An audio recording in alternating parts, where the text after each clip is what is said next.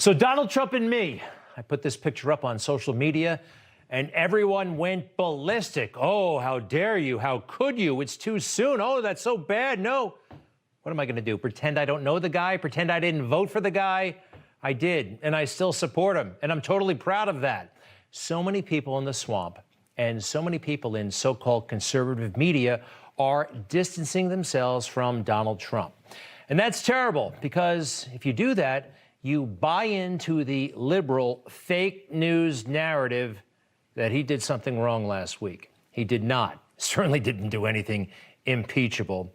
More on that in just a little bit. But what the conservative media have done to him, in big ways and small, they've been sticking it to Donald Trump for a long time now. But perhaps the worst thing that was done to him came on election night from our friends at Fox News. The Fox News decision desk is calling Arizona for Joe Biden. That is a big get for the Biden campaign. And it was a big, big mistake. I'm not a pollster, I'm not a statistician, but I know enough about the numbers to know that that was a way premature call. No offense to Bret Baier, he's not a pollster either. Look, we have rattled Fox News's cage because of our performance and their mistakes. They're noticing, and so are you. And we thank you for coming over to Newsmax. Here's a little extra about how we're getting under their skin right now. Even the fake news is writing about it. Vanity Fair magazine put it this way: Fox News is facing ratings battles on multiple fronts as the Biden era nears. That part is depressing, but this part is kind of cool. Let's go ahead and take it full, please. I think it scared them to their core when Greg Kelly beat Martha in the key demo, a current Fox staffer told the Daily Beast. All right, does it seem like I'm bragging? Well, look, I actually learned that from Donald Trump. He told me once, Greg, you gotta toot your own horn every now and then. You're not that good at tooting your own horn. And he also told me that you have to tell your story or else somebody else will tell it for you and they won't tell it the way you like or the way that's accurate. Kind of interesting. So, enough with Fox News. We know they're on the run. Now we have our sights set on MSNBC, and they're seeing something of a bump now that looks like Biden's going to be the next president, yes, on January 20th. But there are lots of reasons to not watch MSNBC. We're going to go through that, and I ask your friends out there to let them know what we're doing. We're onto something here. We're doing something interesting. We're doing something, quite frankly, brave. All right, back to MSNBC. Watch this. I wonder if you have thought through kind of how Republicans begin what someone on my team earlier today called de-Bathification of the Republican Party.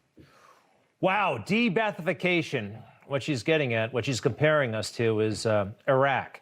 Saddam Hussein, he ran something called the Ba'ath Party. After coalition forces got rid of him, America was basically in charge for a while of building that country back up. And through some very stupid people, they made the decision that anybody who was affiliated with the Ba'ath Party could essentially have no future in Iraq. That decision gave rise to the insurgency over there.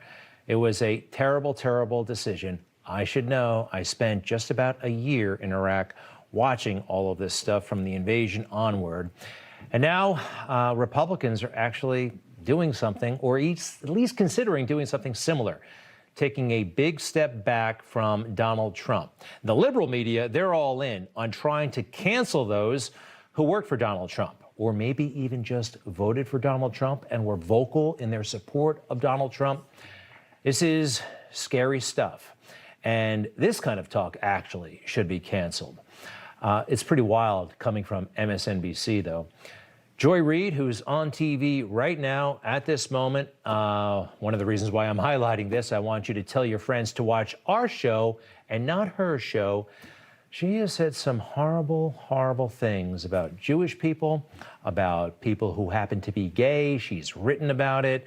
But that's okay, you see, because she still leans left and she still supports Joe Biden. If you do that, they let you do all kinds of other things, and it's pretty terrible. All right, so what did they do? They impeached Donald Trump. Again, New York Times banner headline like this is some sort of historic deal.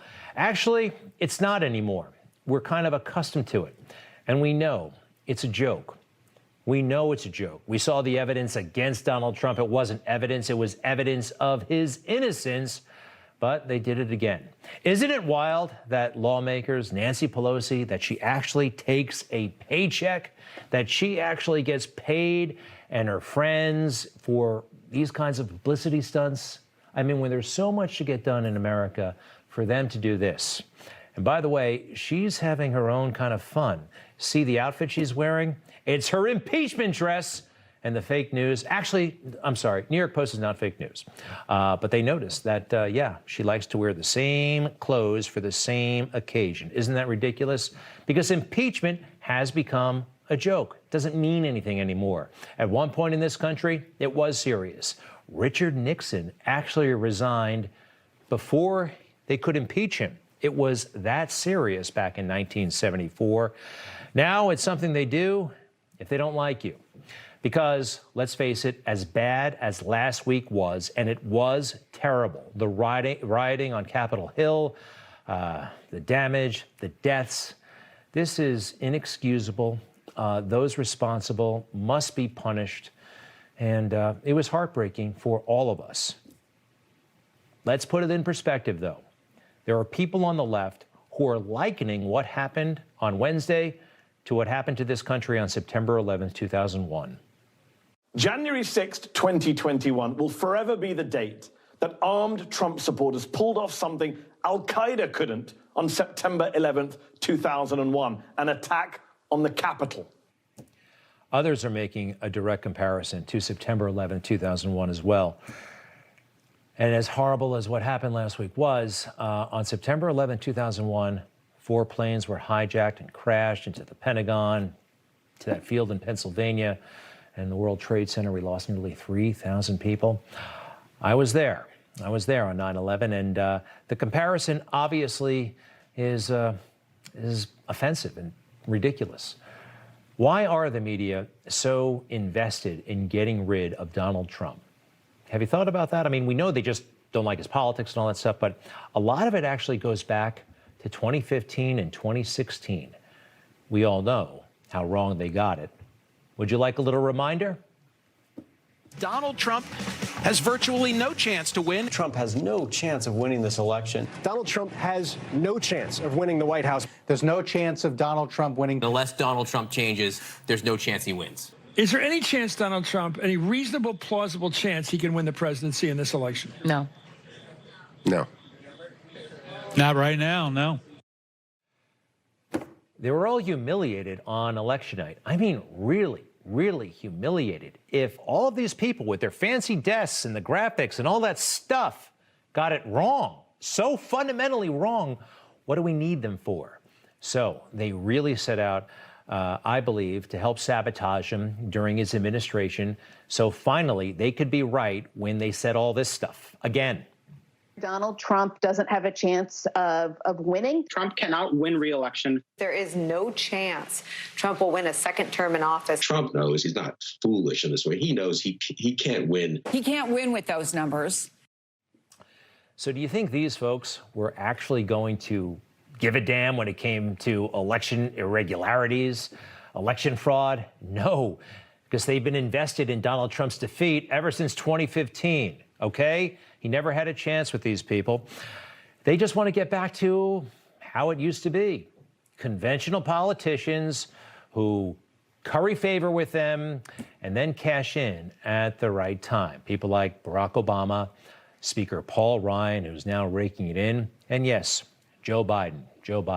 That's the pinnacle. These guys are the pinnacle for the swamp. And here's an example of an up-and-comer in the swamp, young Congressman Adam Kinzinger, Republican of Illinois. The president doesn't want to admit defeat, and nobody would. But he's currently trying to discredit the election results through falsehoods and conspiracies. As someone entrusted to lead, I have a choice. I can be quiet, and I can survive by taking the easy path, or I can speak up and lead without concern for the consequences. What a hero, huh? Just ask him.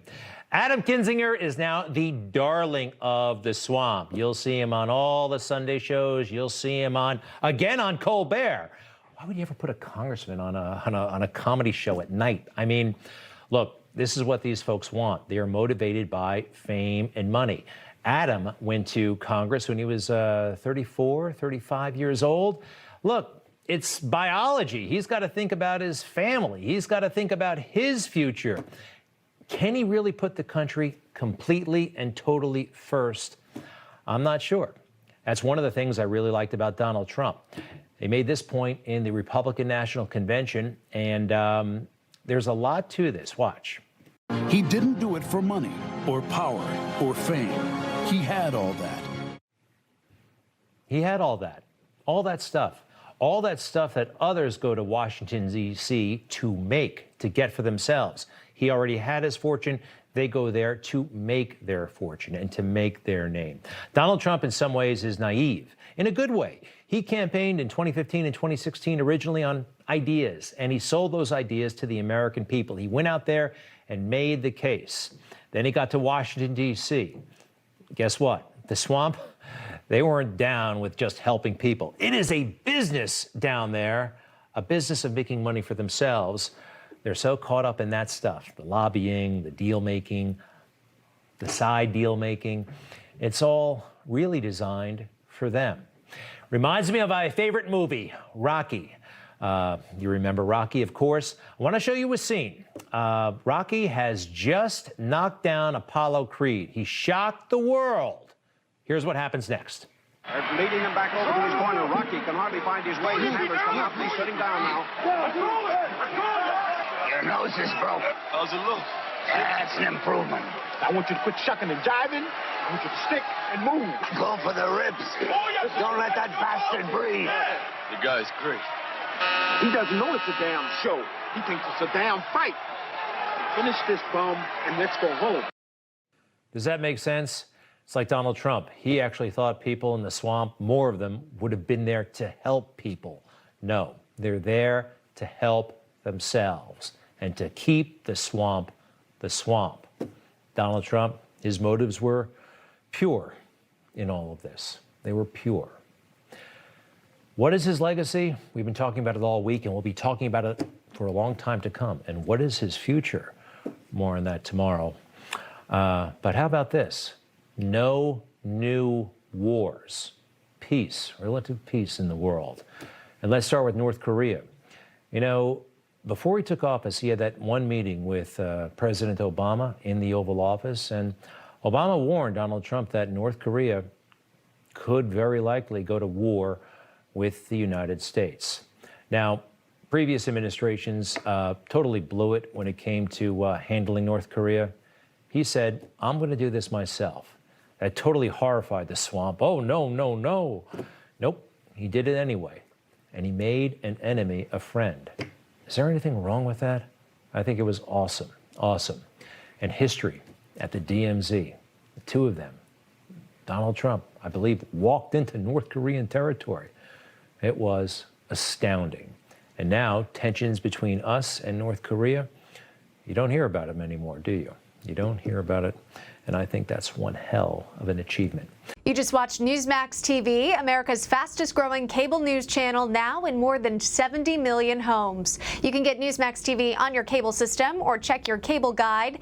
And if your system doesn't carry Newsmax, call them, tell them you want Newsmax TV, because we're real news for real people.